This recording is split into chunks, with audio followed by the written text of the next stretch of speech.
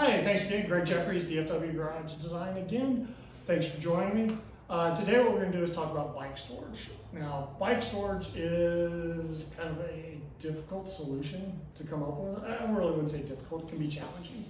The reason being, bikes are large, they're bulky, they take up a lot of room, and there's really no easy way. It's not a square box to kind of put something in.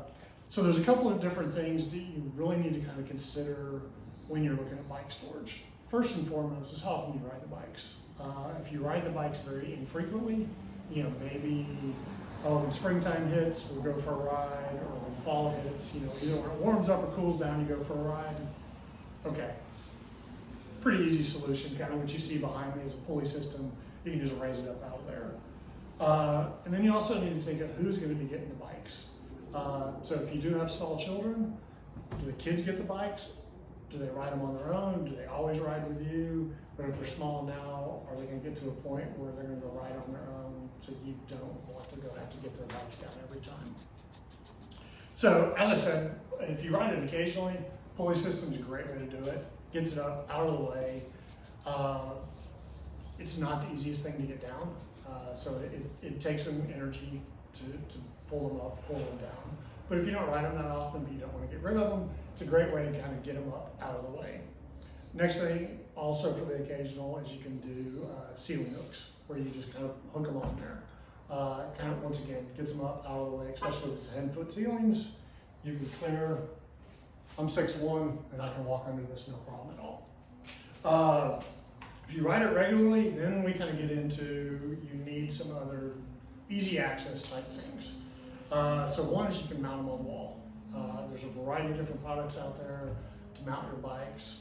You can do them vertically, horizontally, but if you've got bikes like this, you cannot do them horizontally because there's no place to catch onto. You can use the slat wall that I mentioned earlier. There's hooks on there. Once again, you can go vertically or horizontally.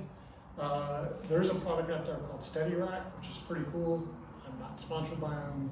I just use them a lot, where it's a very nice way to set your bike in it. So it stores them vertically, and then they actually fold to the side. So once again, it takes up a little less space. They're very easy to get on and off, and they're adjustable for different sizes and heights and things like that.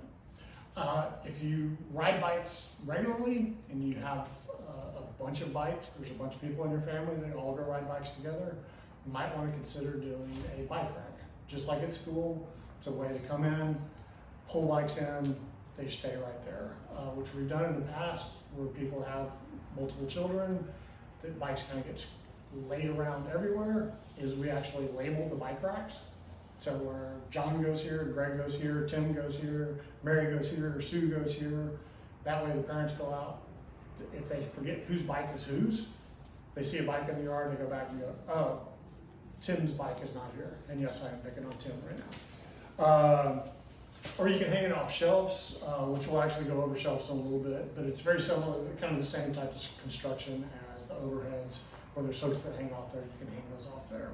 So that's kind of some ideas and ways to think about bike racks or bike storage. I know there's a lot of other ones that I didn't discuss, but I mean, everything is kind of customizable. So Greg Jeffries, DFW Garage Design. If you have any questions, please don't reach out to us. We do give free estimates. Thanks and have a great day.